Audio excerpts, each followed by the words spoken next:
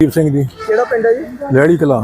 ਠੀਕ ਹੈ ਜੀ। ਇਹ ਕੀ ਗੱਲਬਾਤ ਹੋਈ ਘਰ ਦੇ ਵਿੱਚ ਤੁਹਾਡੇ ਬ੍ਰਦਰ? ਹਾਂ ਇਹ ਕੰਧ ਦਾ ਦੂਜਾ ਸੀ, ਕਹਿੰਦਾ ਮੈਂ ਉਹਦੇ ਕਰਕੇ ਮਾਰਿਆ ਜੀ ਜੀ। ਹੋਰ ਸਾਡੇ ਨਾਲ ਕੋਈ ਨਾ ਅਸੀਂ ਗਾਲ ਕੱਢੀ ਨਾ ਉਹਨੂੰ ਗਾਲ ਕੱਢੀ। ਉਹ ਤਾਂ ਅਸੀਂ ਜਿਸਲੇ ਗੁਆਂਢੀਆਂ ਨੇ ਮੁੰਡੇ ਨੂੰ ਦੱਸਿਆ ਵੀ ਚਾਚਾ ਡਿੱਗਿਆ ਪਿਆ ਵੀ ਦੇਖੋ ਤਾਂ ਉਹ ਉਸਲੇ ਖਤਮ ਹੋਇਆ। ਕੀ ਗੱਲ ਹੋਈ ਸੀ ਘਰੋਂ? ਕਹਿੰਦੇ ਰੋਟੀ ਖਾ ਕੇ ਗਿਆ ਉਹ ਆਪ ਜਾ ਕੇ। ਹੁਣ ਜਿੱਦਾਂ ਯਾਰ ਦੋਸਤ ਮੁੰਡਾ ਸਾਡਾ ਗੁਆਂਢੀ ਸੀਗਾ, ਇਹਨੇ ਘੰਟਾ ਡੇਢ ਗੱਲਾਂ ਬਾਤਾਂ ਕਰਦੇ ਹਨ, ਰੋਜ਼ ਹੀ ਕਰਦੇ ਸੀਗੇ। ਠੀਕ ਹੈ ਜੀ। ਬਸ ਉਹ ਫਿਰ ਹਾਂ ਜਿਸਲੇ ਉਹ ਘਰ ਨੂੰ ਚਲ ਗਿਆ, ਇਹ ਨਹੀਂ ਪਤਾ ਉਹ ਕਿ ਦਰਵਾਜ਼ਾ ਲਾਉਂਦੇ ਦੇ ਸੱਟਾਂ ਮਾਰੀਆਂ ਮਾਰਿਆ ਕੀ ਕੁਛ ਪਤਾ ਲੱਗਾ? ਦਾਤ ਸੀਗਾ ਜੀ। ਕਿੰਨੇ ਵਾਰ ਕੀਤੇ ਕੁਛ ਪਤਾ ਬਜ਼ੁਰਗ? ਇੱਕ ਉਹਦੇ ਮਗਰ ਸੀਗਾ, 2-3 ਇੱਥੇ ਸੀ। ਕੀ ਰੋਲਾ ਕੀ ਸੀਗਾ? ਕਾਰਨ ਕੀ ਬਣਿਆ ਮੇਨ? ਕਾਰਨ ਉਹ ਡੇਕਾਂ ਦਾ ਸਜ ਵੀ ਕੰਧ ਦਾ, ਦੂਜਾ ਹੋਰ ਕਾਰਨ ਸਾਡੇ ਕੋਲ ਵੰਡ ਵਡਾਈਆਂ ਨਹੀਂ ਸੀ, ਕੋਈ ਦੂਜੀ ਨਹੀਂ ਸੀ। ਇਹ ਕਿੱਥੋਂ ਦਾ ਰਹਿਣ ਵਾਲਾ ਜਿਹਨੇ ਮਾਰਿਆ? ਇਹ ਵੀ ਲਹਿੜੀ ਕਲਾਂ ਦਾ ਹੀ ਆ। ਫੜ ਲਿਆ ਪੁਲਿਸ ਨੇ ਜੀ? ਹਾਂ ਫੜਿਆ। ਇਹ ਗਵਾਂਢੀ ਹੈ ਜੀ? ਆਹੋ ਇੱਕ ਘਰ ਛੱਡ ਕੇ ਆ। ਇਹਦੀ ਕਿੰਨੀ ਉਮਰ ਹੈ? 30 ਸਾਲ ਦੀ ਹੋਊ। ਕੀ ਨਾਮ ਹੈ ਜੀ ਮੁੰਡੇ ਦਾ? ਉਦਾਂ ਦਾ ਜੀ ਭੌਂਦਾ ਕਰਕੇ ਸਾਡੇ ਨਾਂ ਦਾ ਸਾਨੂੰ ਵੀ ਨਹੀਂ ਪਤਾ। ਹਾਂਜੀ ਸੁਖਚੈਨ ਸਿੰਘ। ਕੀ ਮੰਗ ਕਰਦੇ ਹੋ ਤੁਸੀਂ?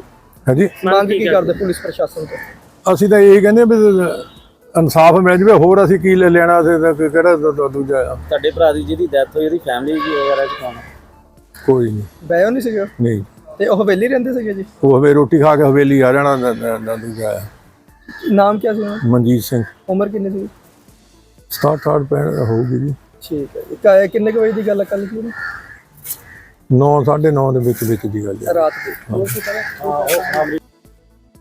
ਸਰ ਇੱਕ ਚੱਬੇਵਾਲ ਦੇ ਪਿੰਡ ਲਹਿੜੀ ਕਲਾਂ ਤੋਂ ਕਤਲ ਦਾ ਮਾਮਲਾ ਆਇਆ ਜੀ, ਕੀ ਪੂਰਾ ਮੈਟਰ ਤੇ ਕੀ ਹੁਣ ਕਾਰਵਾਈ ਫਰਦਰ ਕੀਤੀ ਜਾ ਰਹੀ ਹੈ?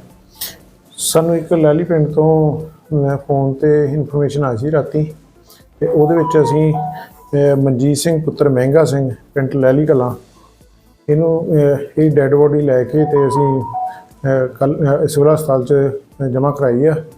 ਇਹਦੇ ਵਿੱਚ ਅਸੀਂ ਇੱਕ ਸੁਖਚੈਨ ਸਿੰਘ ਨਾਂ ਦੇ ਕੋਠਾ ਇਹਦਾ ਨਾਂ ਆ, ਛੋਟਾ ਨਾਮ, ਉਹਨੂੰ ਪੁੱਛਗਿੱਛ ਲਈ ਲਿਆਂਦਾ। ਬਾਕੀ ਤਫਤੀਸ਼ ਚੱਲ ਰਹੀ ਆ, ਜੋ ਵੀ ਇਹਦੇ ਵਿੱਚ ਅੱਗੇ ਆਇਆ ਤੇ ਇਹਦੇ ਵਿੱਚ ਤੁਹਾਨੂੰ ਦੱਸਿਆ ਜਾਵੇਗਾ। ਕੁਛ ਲੱਗਿਆ ਪਤਾ ਕਾਰਨ ਕੀ ਹੋਇਆ ਕਤਲ ਕਰਨ ਦਾ? ਕਾਰਨ ਅਜੇ ਤਫਤੀਸ਼ ਚੱਲ ਰਹੀ ਹੈ ਜੀ। ਕਿਸ ਚੀਜ਼ ਦੇ ਨਾਲ ਬਾਤ ਤੇ ਇਹ ਉਹਦੀ ਤਫਤੀਸ਼ ਕਰ ਰਹੇ ਹਾਂ ਵੀ ਜੋ ਵੀ ਉਹਨੇ ਬਰਾਮਦ ਕਰਵਾਇਆ ਤੇ ਉਹਦੇ ਬਾਰੇ ਇਕੱਲਾ ਹੀ ਇਹ ਅਜੇ ਤੱਕ ਇਹ ਇਕੱਲਾ ਹੀ ਦੱਸਦਾ ਜੀ।